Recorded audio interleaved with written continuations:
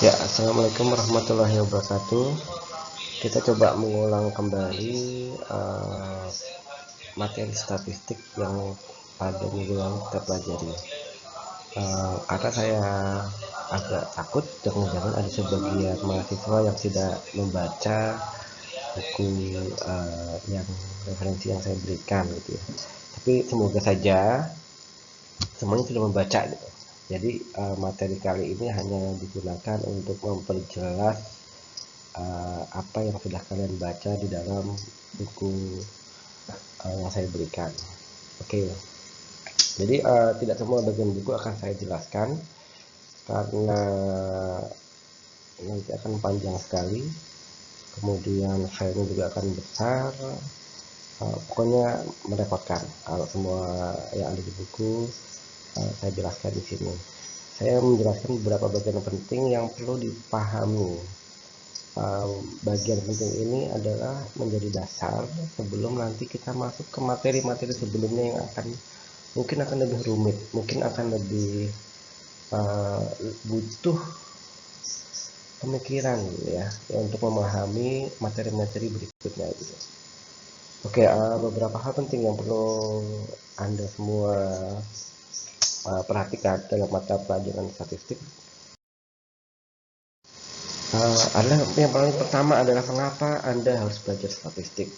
Padahal saya yakin jangan-jangan sebagian dari Anda itu pemilih masuk ke ilmu sosial, bimbingan konseling, berharap tidak ketemu dengan yang namanya hitung-hitungan gitu. Jadi mengapa kok ilmu sosial, bimbingan konseling ada lagi ketemu sama hitung-hitungan gitu ya. Jadi mohon maaf ini. Jadi Anda saya paksa untuk belajar statistik, belajar kembali hitung-hitungan. Walaupun mungkin beberapa sebagian dari Anda gitu memilih ilmu sosial untuk menghindari mata kuliah yang sifatnya perhitungan gitu. Jadi gini, mengapa Anda harus belajar statistik? Karena ketika nanti Anda akan lulus, Anda harus membuat yang namanya karya ilmiah. Karya ilmiah yang membuktikan bahwa Anda pernah kuliah pada jenjang sarjana. Nah, karya ilmiah itu harus bersifat ilmiah, harus berdasarkan penelitian. Nah, dalam penelitian biasanya nanti Anda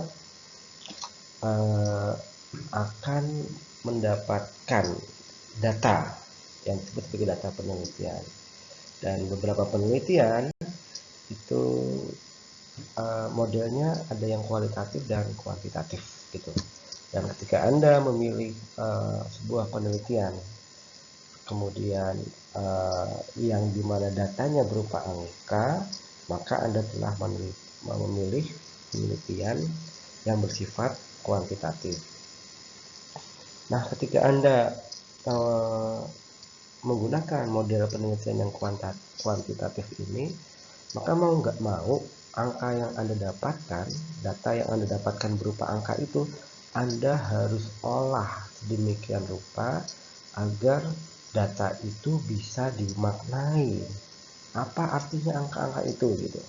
Nah, disitulah fungsi dari statistik. Statistik berfungsi untuk mendeskripsikan data yang Anda dapatkan, menginterpretasikan data yang Anda dapatkan, menginferensikan data-data yang mungkin Anda dapatkan.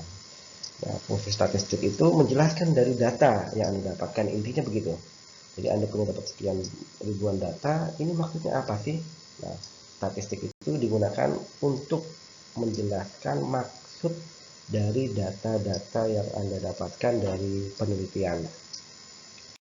Oke, next. Nah, salah satu fungsinya yang kita pelajari pada pertemuan kemarin itu adalah statistik bisa berfungsi mendeskripsikan data. Gitu ya. Jadi misalnya kalau kita contoh saja, kita bertemu dengan seseorang, namanya si Budi gitu ya. Oke, misalnya saya bertemu dengan seseorang namanya Budi. Nah, terus kemudian Anda bertanya sama saya, Pak Budi itu orangnya seperti apa gitu kan. Nah, ketika Anda menanyakan hal demikian, maka saya akan menjelaskan dengan mendeskripsikan uh, Budi itu seperti apa gitu ya. Misalnya saya bilang Budi itu adalah laki-laki, kemudian rambutnya panjang, terus kemudian dia menggunakan sepatu pantofel gitu, terus kemudian dia matanya bulat dan sebagainya gitu. Nah, salah satu fungsi statistik adalah mendeskripsikan sebuah data. Misalnya kita dikasih contoh adalah kita mendapatkan data berikut ini. Nilai matematika yang didapatkan dari SMA 1. Misalnya si Andi dapat skor 70, Budi dapat skor 50, Lala dapat skor 100, Ani dapat skor 80, dan Yusuf dapat skor 30.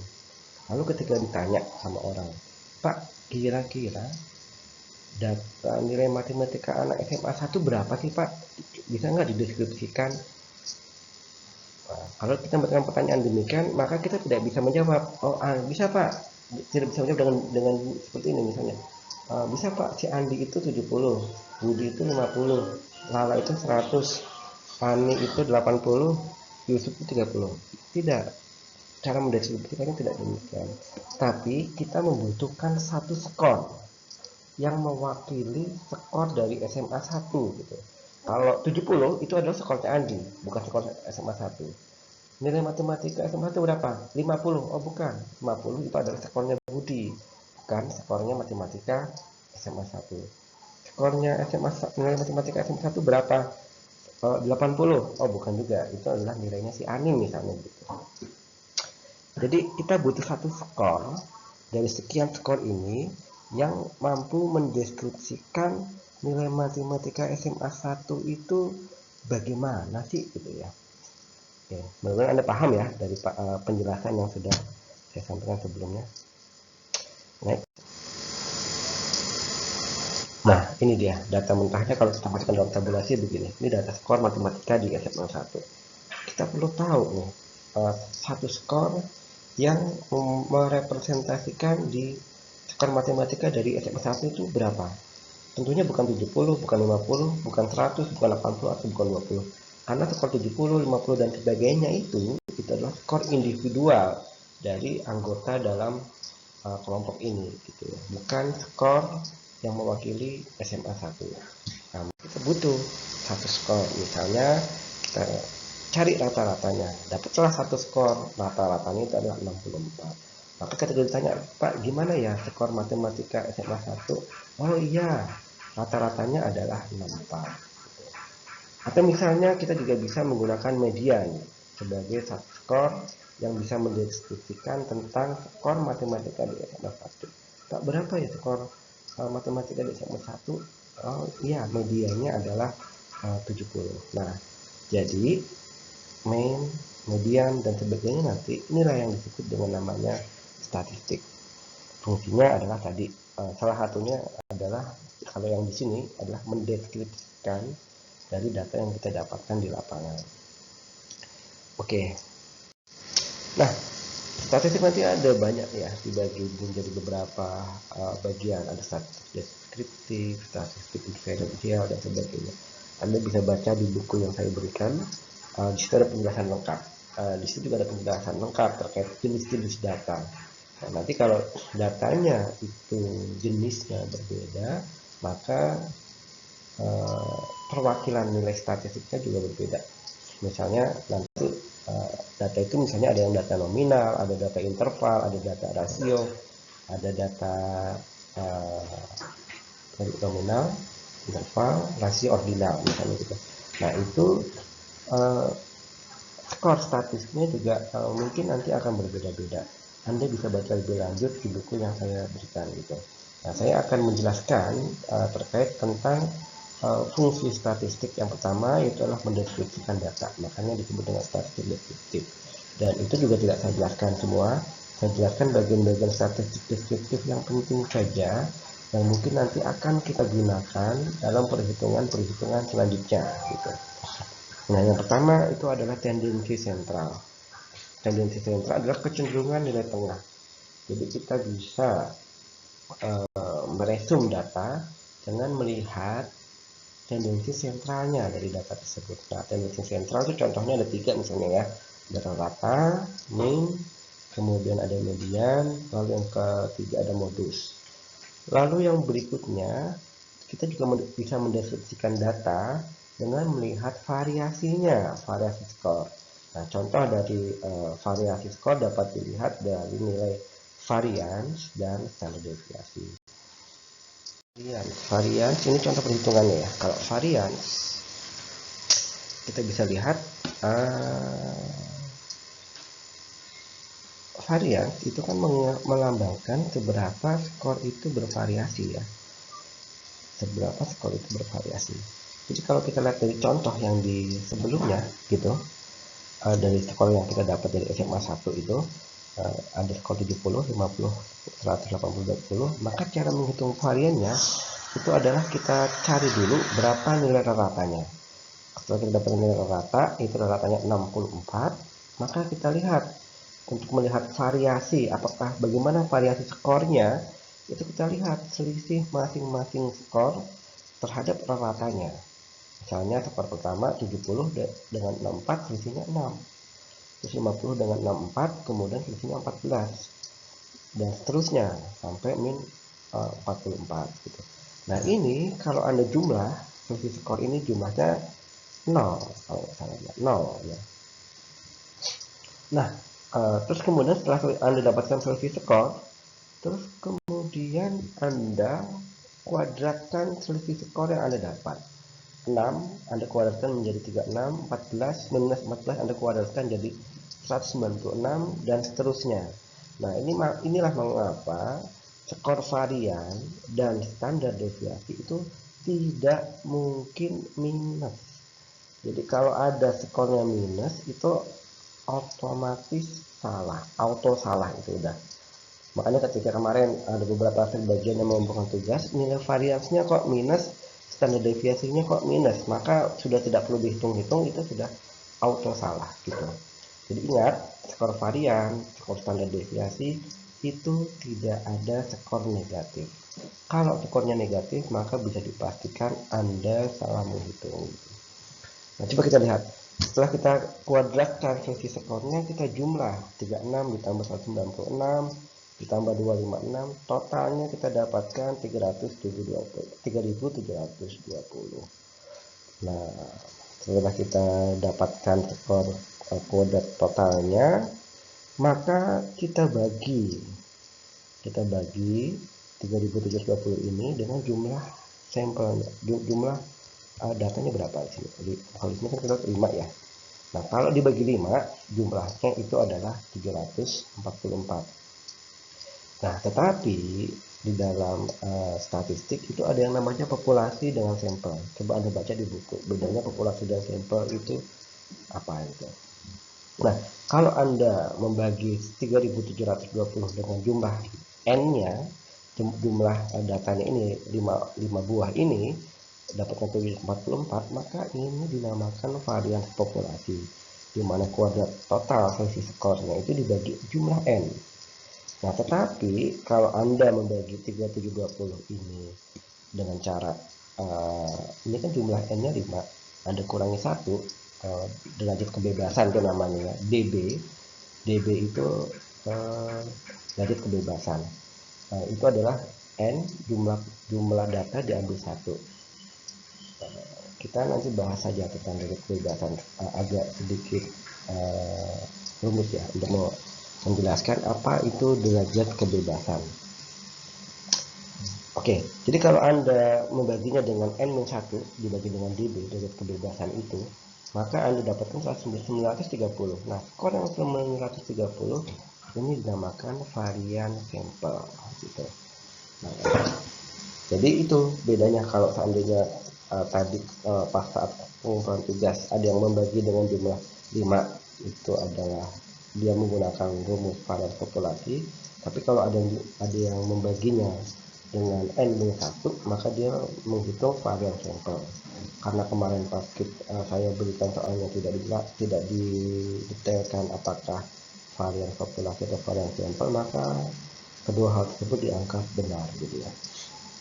Nah, terus kemudian standar deviasi itu mudah sekali. Ketika sudah dapat skor varians, maka tinggal di akar kuadrat gitu. Jadi kalau kemarin beberapa mahasiswa mengumpulkan tugas varian populasi dengan standar deviasinya kok jauh beda, itu juga dipastikan auto salah. Jadi karena skor standar deviasi itu cara mencarinya tinggal mudah saja, tinggal variansnya ini di akar kuadratkan. Kalau 744 di akar kuadratkan jadi 27,27 sekian sekian sekian. Terus kalau 930 di akar kuadratkan itu menjadi 30, sekian sekian sekian sekian. Nah, itulah cara menghitung varians gitu. Nah, kalau rumusnya Anda bisa lihat di pojok sebelah sini. Ini dia rumusnya. Cara perhitungannya yang seperti ini. Oke, tapi rumus varian itu tidak hanya satu ini ya. Anda boleh menggunakan rumus yang lain untuk mencari varian. Hasilnya itu juga nanti akan tetap sama seperti yang kalau kita menggunakan rumus yang ini misalnya. Nah, lihat dulu. Varian dan standar deviasi itu adalah menggambarkan seberapa bervariasinya sebuah data. Jadi tadi kalau min itu kan kita bisa lihat bahwa itu tendensi sentral. Kira-kira nilai tengah dari data yang kita kumpulkan itu berapa ya? Nah, itu ada rata, ada median, ada modus. Nah, kalau standar deviasi fungsinya adalah menjelaskan seberapa bervariasinya data. Kita coba contoh ya. Contoh skor yang tidak ada variasinya. 40, 40, 40, 40, 40. Kelima orang ini dapat skor 40. Kalau di rata-rata, maka tentu 40 tambah 40 tambah 40 tambah 40 kali 5 itu sekitar 200 ya. 200 dibagi 5 pasti juga ratanya juga sama 40 ya.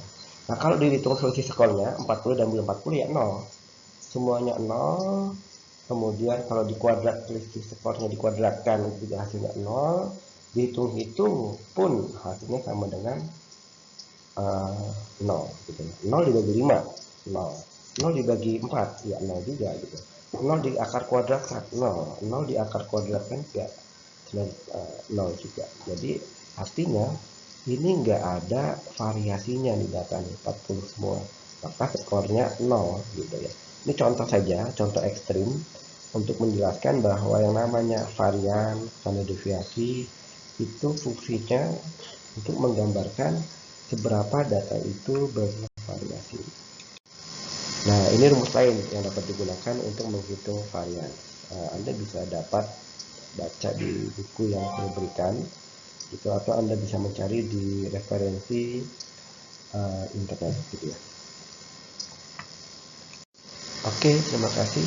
Wassalamualaikum warahmatullahi wabarakatuh.